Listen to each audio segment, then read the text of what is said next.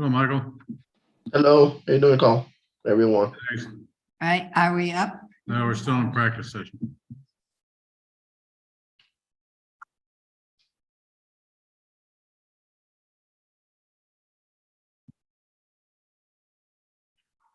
Now we're live. Okay. Thank you. Good evening, everyone. I'm Patsy Brescia, Chairman of the Norwalk Charter Revision Commission, and we are commencing our final meeting on deliberations before we present our suggestions to the Common Council in the City of Norwalk. So roll call first. Carl Here. here, Rick. Rick I'm here. McQuaid, Here.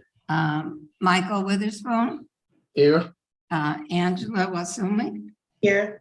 Benita Raleigh Watford, Here. and Tyler Fairbairn. I am here. So we have our full component of our 7 members for this meeting. Thank you all. And first on the agenda, approval of the minutes of our last meeting, which was a public hearing on May 17th. They have been presented to us. So there is a appropriate to move the minutes as presented. Don't move. There's a second to that? I'll second. Okay, we have 2 seconds. Thank you. Are there any corrections or changes to this information, these minutes? Okay, hearing none, all those in favor of the minutes as presented? Aye. aye, Unanimous vote on the minutes for May 17th. So we will now continue our final deliberation and action on our hard work that we've done over the last, I don't know, 9 months, 10 months, whatever. So Council, Steve, will you please lead us through this? Yeah, so the first item is the reason we needed to convene, and that is we need to have a technical amendment for the budget provision, Article 10, I believe it is. That this is the section that was adopted on March 1st. We also had public hearing and public comment after the March 1st adoption of this section. There has been no further comment on it. It was inadvertently not integrated into the document.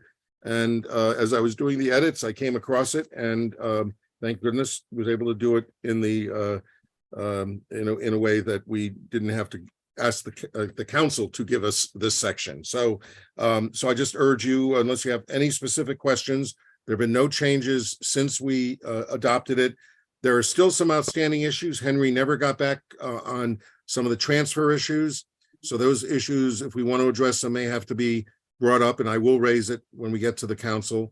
But otherwise, this is the first time that the charter integrates both the operating budget and the capital budget. And what we did, as you may recall, is we took the capital budget ordinance and converted it into the charter where it should be. You can do embellishments by ordinance, but the actual process should be laid out in the charter, and that's what Article 10 does. So, if you want to add it, a motion would be in order. Okay, Sure. the motion is in order to accept Article 10 as presented. Okay, Rick McQuaid, motion, second. I second. Carl, seconds. Are there any discussions regarding Article 10? Any questions? Any comments from commissioners? Okay, hearing none and seeing no hands raised, I'll take a vote on Article 10, accepting it as presented. All those in favor? Aye. aye, Anyone opposed? The vote is unanimous for the record. Thank you, Okay. Madam Chair, members of the commission. The only other substantive issue, and then we'll talk a little bit about the library, which Patsy raised with me in a memo this morning. And Patsy, I made all the changes that you had recommended, Okay. by the way, on your edits. And I was explaining it before the meeting.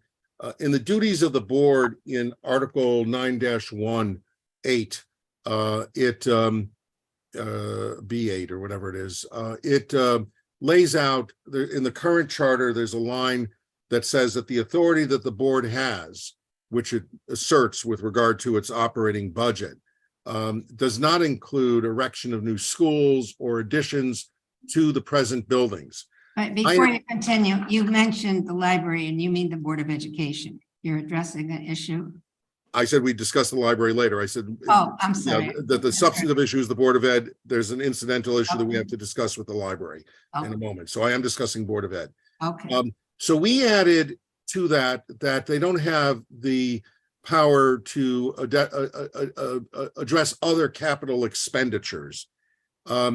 Council, and he looked at the whole section, and he and the Board of Ed are fine with that section. And as you Who's the he you're referring to? Attorney Mooney, Tom Mooney. Thank you.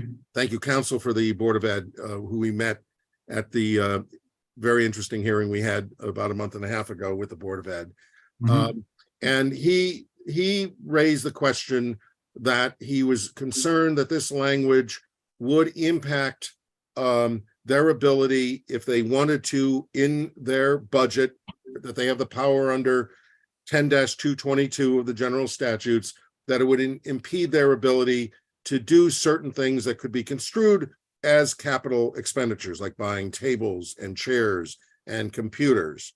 And I told him that I felt comfortable that the law is clear, that the line regarding construction of buildings, new buildings, modifications of buildings of the major capital nature is clear, that I would recommend deletion of the language or other capital expenditures and leave it as it is in the current charter. My judgment is that I think we're covered in a broadest sense on the real problems that could come up with this, with them getting into the capital business. They, as you recall, they were trying to insert themselves as a decision maker in the capital budget process, and we pushed back, and they did not become a decision maker. And I have often said that boards of ed play this game with some of the minor capital issues that they don't get through the capital budget, and that they hide them in their budget. I don't think this language the deletion will hurt anything, so I recommend that we delete the other capital expenditures language that I had earlier recommended that we go in there. We have very, very tight strictures in our capital budget process. I think we're okay without that language. So you're recommending we delete what you put in, return to the original language? Delete or other capital expenditures from 9-1 8. A8. right.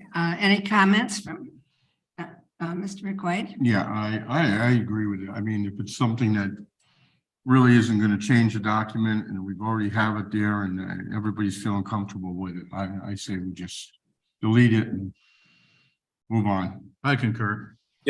Any other comments? Well, that's fine with me. Okay, with me. Fine with me. okay, so we'll do this formally. Someone make a motion, please. Make a motion that we delete the item. Okay. Carl, you second? I'll second Any further discussion? Okay, all those in favor of deleting that phrase? Aye. Aye.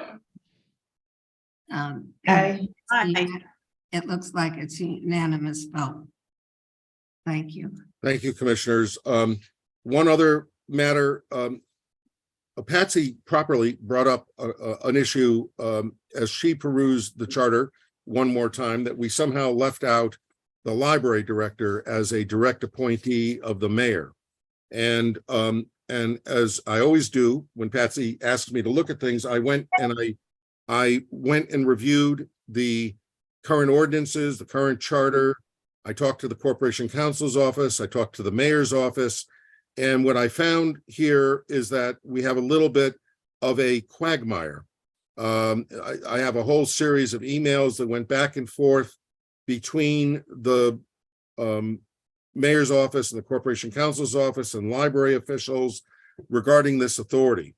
And, you know, I've mentioned many times, I'll try to keep this very brief. There's a whole series of ordinances and statutes in Title VII I call them the default statutes. Remember, I talked about it with regard to police commissions and boards of education and things like that. In Title 11, there's a default provision for the creation of a library board.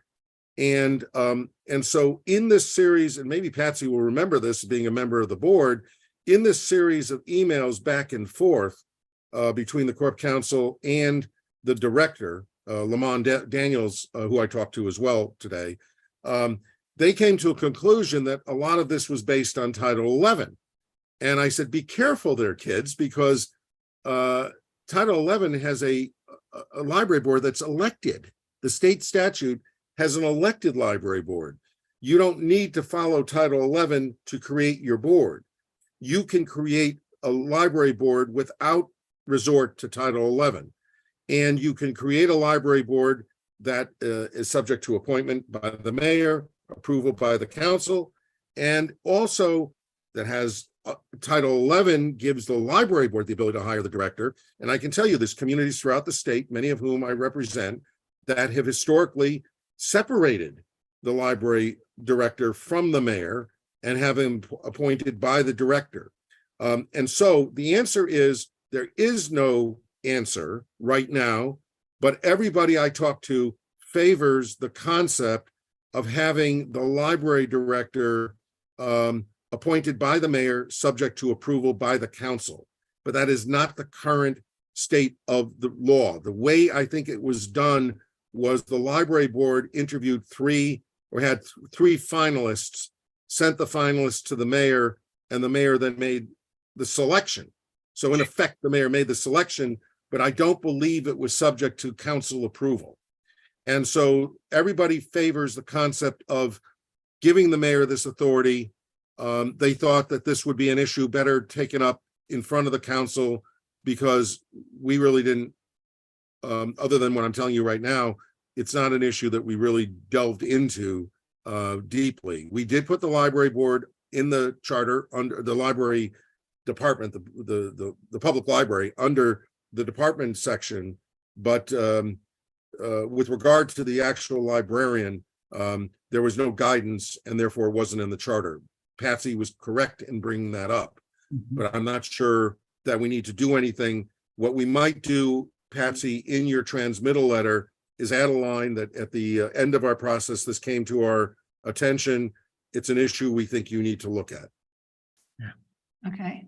Is that all right? I mean, I think the library board had wanted to attend one of our meetings and they had their trustee meeting in the same night and didn't get that opportunity. So I do think it needs discussion, and there's a deeper issue that the library board has in understanding Article 11 or Section 11, whichever you just referred to. Title 11, yeah. That there's sort of a conflict between that information and the ordinance, the current ordinance that created the library board.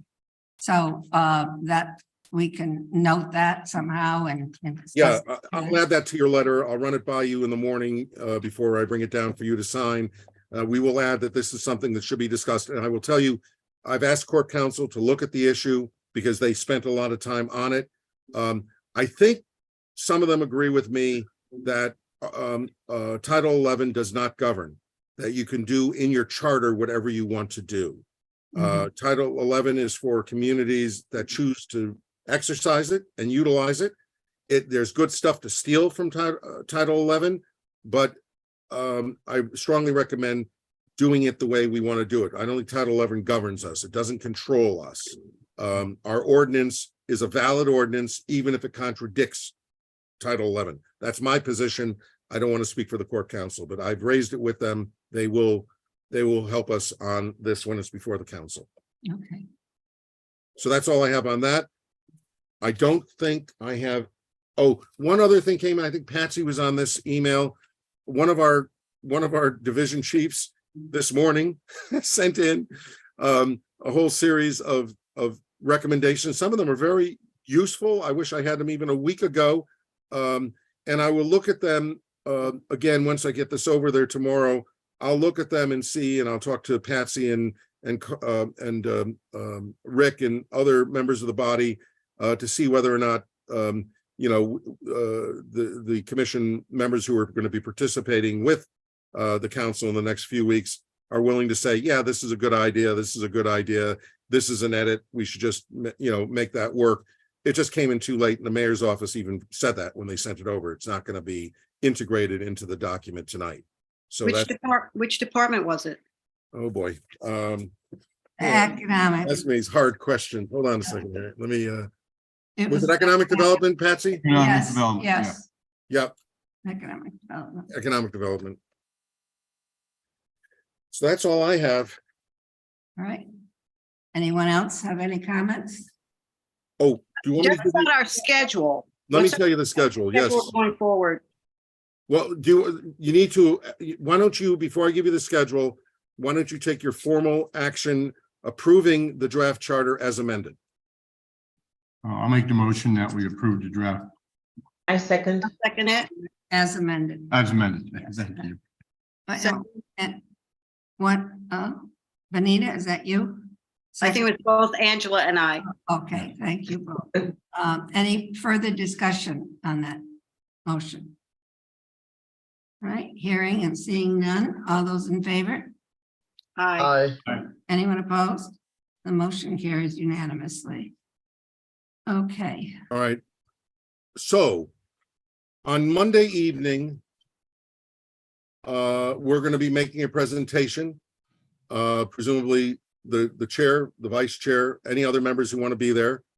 I will send out after Patsy signs the letter, unless Patsy, if it's okay with Patsy, I'll send out the draft letter that Patsy's going to be signing tomorrow, which kind of lays out the approach we will take. I'm going to try to create a PowerPoint for Monday. It might be tight, but I will try to do that.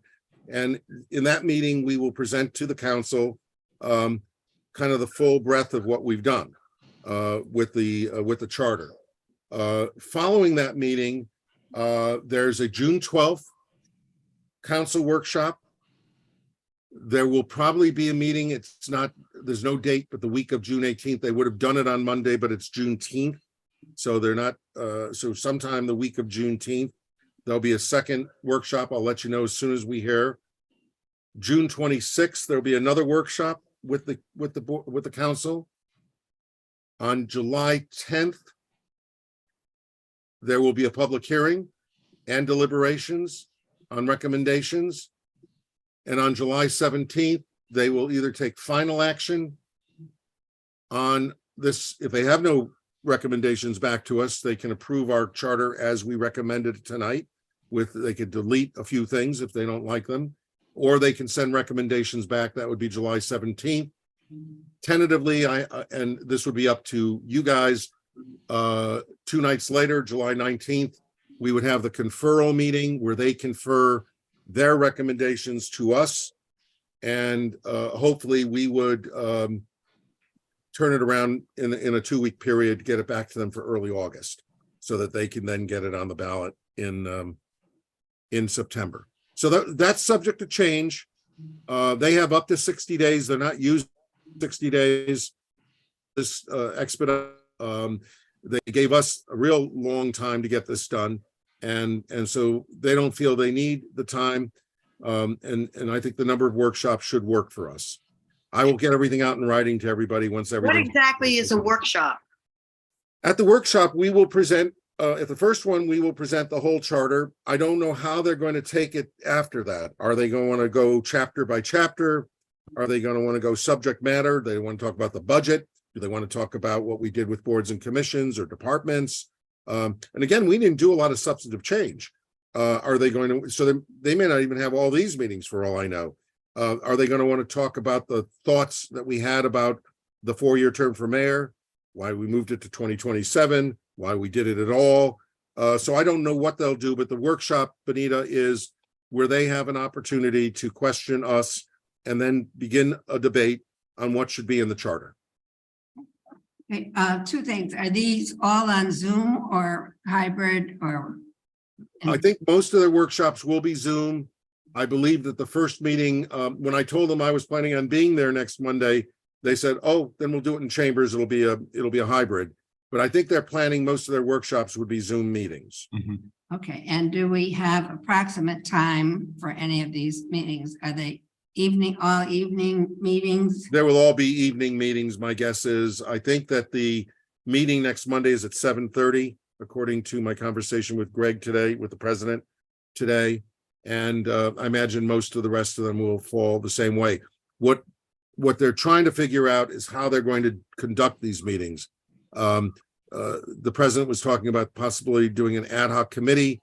I've recommended a committee of the whole, which, even at the ad hoc committee, he would allow all members to attend, but he wanted to have a relatively informal structure that allows for flexibility. And if there was no quorum, they could at least have discussions without taking any action. They could hear from us and go into issues in a deeper way, even if they don't take any action. So we'll have a better sense, I think, after we make our presentation, Patsy, next Monday. We'll have a better sense of what they're going to want to look at. If we could actually establish for everybody the approximate time that these are going to be, because, we're obviously going into summer vacations and I will. everybody's personal time. I'll talk to Zuma tomorrow and see what time all of them will be. I don't set the time. But No, I will know you ask don't, them. but I think that will be helpful to everybody, and we probably will get a bigger component of people that can participate. Absolutely. And you're gonna send this out an email and with an explanation of each of these, is what you said? I will, as soon as I know how I will send you hopefully tomorrow Okay. the dates. And I'll try to get the times as well. I can't tell you what the content is going to be because I'm not sure they know what the content is going to be at this point. And that one of the reasons in Stanford, where we have 5 different committees, they're going to do 5 different meetings on each committee. So we know what the content is. Here, because we had limited content change, I don't know what they're going to want to look at. They may be very comfortable. They may want to do grammatical revisions. It's unclear to me what they will do. We'll have a better sense after we meet with them on Monday, I think. Okay. My main concern is the dates and the times, and The dates are set. I'll get you the times. something as a title. Yeah. So I can put them in my calendar. Yes, sir. Patsy, I know that you like us to be there. Uh-huh. Do you still prefer that, or? I do, if it's possible. I just think things flow a little better and it's stronger participation. Okay, I would if you agree with you. can. Yeah, I would encourage everybody. Monday is 7:30, correct? Monday is 7:30. Mhm. Okay, Yeah, and I think that, I think the members, really deserve to be there and get the credit for the work they've done. But also, I think it's useful because everybody on this commission. I have to go. All right, take care, Angela. Thank you. Thank you. Everybody on this commission has a perspective. And so I think that every perspective that gets expressed to the members of the council are bound to appeal to somebody on the council.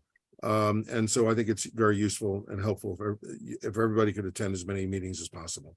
and I personally would hope that the council as a whole would participate. I just think that will make a much deeper impact of understanding of what we've gone through and help us to present our findings and recommendations to the citizens of Norwalk so that this will pass.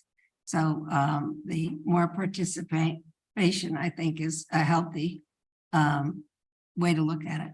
I'd agree. I do too. Can we make a recommendation as a commission that that's what we prefer? Prefer, We meet with the council as a whole, not an ad hoc committee.